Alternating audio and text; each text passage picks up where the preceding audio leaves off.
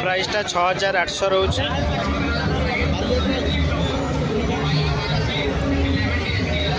Price 4500। तो hi friends, बालीजात्रार second video को मुझे आपको स्वागत करुँची। आप मो चैनल नुआ अच्छा तो गोटे सब्सक्राइब करदेवे। तो आपण मानू तो कटक इन कटक वीडियो देखी तो एबे आम जा बालीजात्रा टूर करिया सेठी कौन सब रही भल भल जिन देखा से प्राइस केते रही चक्री प्राइस केते रही एथर नुआ कौन दोली पड़ी सब देखिया। तेरे चलती एंजॉय करिया। तो एबे जो यही वीडियो रे देखुछन्ते गेट टी एटा होची कटक बालीजात्रार मेन गेट टी। तो एठी बोईतर जो थीम रही एठी जो आगुर नौ वाणिज्य करिया जाउथिले सेही थीम रे गेट टी बना हैछि।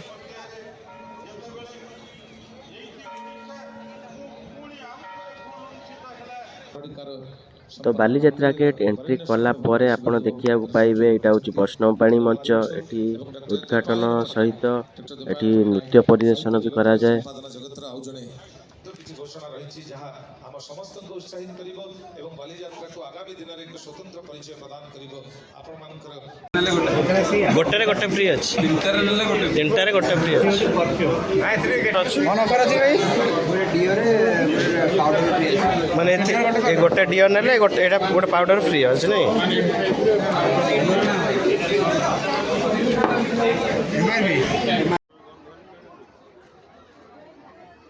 तापरे एबे बुली देखिया को जिबा क्राफ्ट बाजार।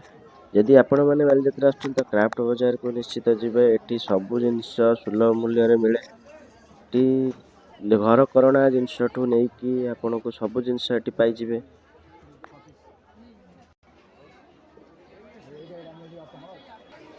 एटा गोटे देखंतु एटा 3D रो फोटो गुडी को एगुडी सब 150 रु 200 टका भीतर प्राइस रे जाउछि। बहुत ही बढ़िया लागुछि एरा देखि पारथिबे। लाग पूरा बाहर पळि जाउछि।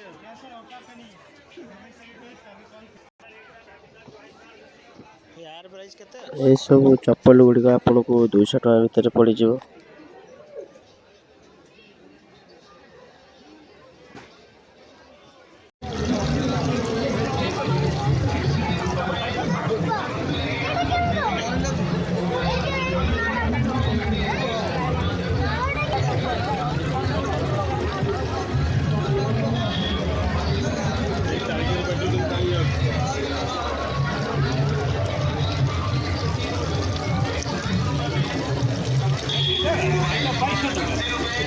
केते टका एटा 2200 टका।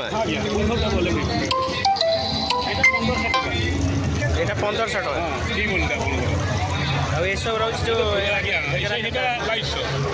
हां सेबी सेटा 2200 टका। टिके टिके देखि नते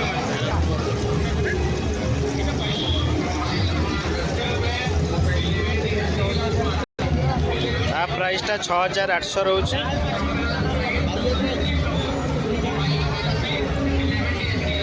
प्राइस 4500। तो ये पिला मानक बहुत सारा छोट छोट चक्री पड़ी आसिले बसई पारे। तो इलेक्ट्रिक चक्री भी ये पड़ी डंगा दोली पड़ी भल भल ये बड़ पिला पड़ी ऑक्टोपस ब्रेक डांस। तो आम जा इलेक्ट्रिक चक्री बसिया तो से बसिक देखा ऊपर व्यू केमती आ प्राइस केते रही।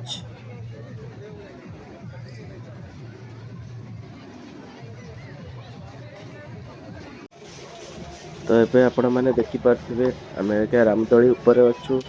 तो टोटाल व्यू केमती आपने लगला देखु। आ प्राइस मूल्य 100 टका रही।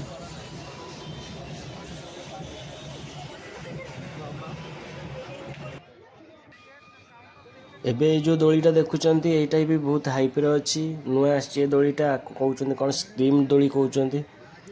तो ये भी बहुत भिड़ होची।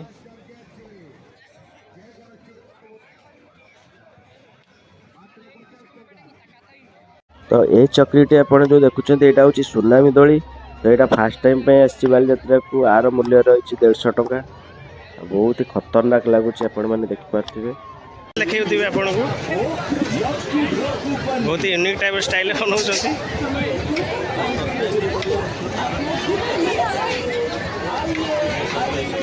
এটা କ'ଣ ପଡ଼ିଲା ତା ଦେହରେ? ଚଟନି ପଡ଼ିଲା। ଏବେ ତା ଦେହରେ କ'ଣ ମଟନ୍ ଦିଆହେବ? ନାଇଁ, ମଟନ୍ 2 ପିସ୍ ଦିଆହେବ।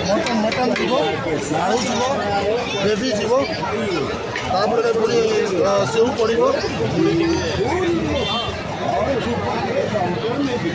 ତ ଦେଖନ୍ତୁ ସେଥିରେ ମଟନ୍ 2 ପିସ୍ ପଡ଼ିଲା, ତାଙ୍କ ଗ୍ରେଭି ବି ଦିଆହେଉଛି ସେଥିରେ।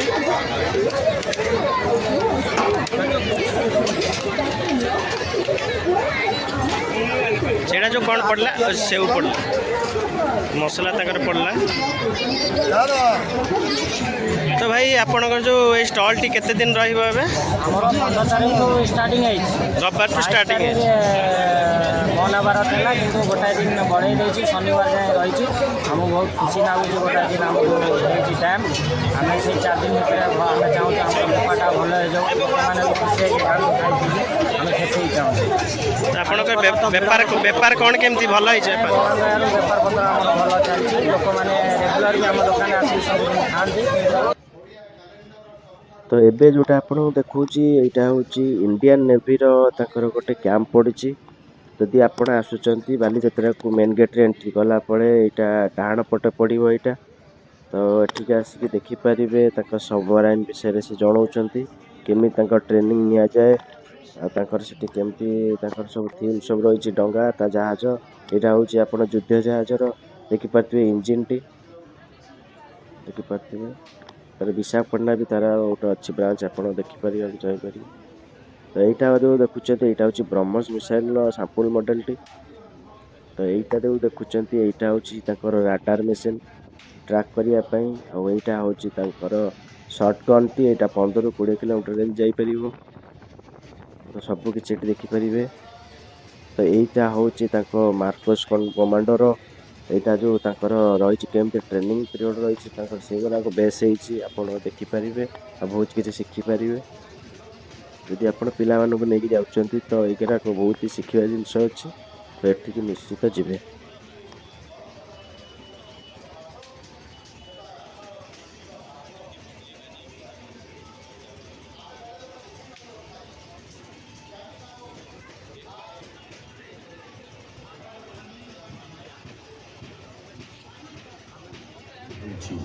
ତ ଏବେ ସାଙ୍ଗମାନେ ଆପଣମାନେ ଯେଉଁ ଭିଡ଼ିଓ ମଧ୍ୟ ଦେଖୁଛନ୍ତି ଏଇଟା ହେଉଛି ବାଲିଯାତ୍ରାର ମେନ୍ ହାଇଲାଇଟ୍ ତାଙ୍କର ଶୋଟି।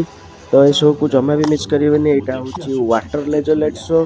ତ ପ୍ରାୟ ଲୋକ କ'ଣ ଜାଣିପାରନ୍ତିନି, ତ ପ୍ରାୟ ଫେରିଯାଆନ୍ତି।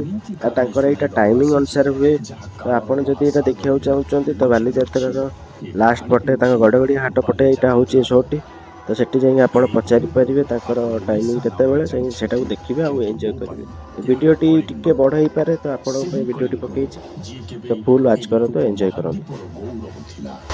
ସମୁଦ୍ରର ରାଜା, ସାହସୀ ଯାତ୍ରୀ, ଅନ୍ୱେଷଣକାରୀ ଆଉ ବ୍ୟବସାୟୀଙ୍କ ଘର ଥିଲା।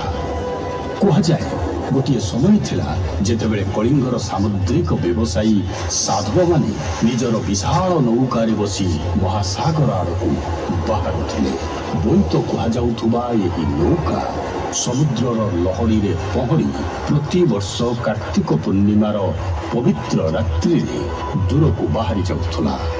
ସମୁଦ୍ରର ଲହଡ଼ି ଉପରେ ଚନ୍ଦ୍ରମା ନୃତ୍ୟ କରୁଥିଲା, ଆଉ କୂଳରେ ଛିଡ଼ା ହୋଇଥିବା ଲୋକେ ନିଜର ପ୍ରିୟ ସାଧବମାନଙ୍କୁ ବିଦାୟ ଦେବାକୁ ଆସୁଥିଲେ। ସାଧବ ବୋହୂମାନେ ଗୀତ ଗାଉଥିଲେ,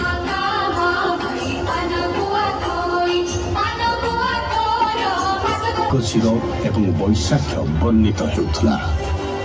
କାର୍ତ୍ତିକରେ ବାହାରୁଥିଲେ ଆଉ ବୈଶାଖ୍ୟରେ ଫେରୁଥିଲେ। ତ ଆଜିର ଭିଡ଼ିଓଟି ସାଙ୍ଗମାନେ ଆପଣଙ୍କ ପାଇଁ ଏତିକି। ତ ଭିଡ଼ିଓଟି ଆପଣଙ୍କୁ କେମିତି ଲାଗିଲା କମେଣ୍ଟ ମାଧ୍ୟମରେ ଜଣାଇ ପାରିବେ। ପୁଣି ଦେଖା ହେବ ନେକ୍ସଟ ଭିଡ଼ିଓରେ। ବିଚ୍ଛେଦ ହେବାର ପ୍ରତୀକ ଆଉ ଏକ ପ୍ରତିଶ୍ରୁତି ଯେ ସେମାନେ ଫେରିବେ।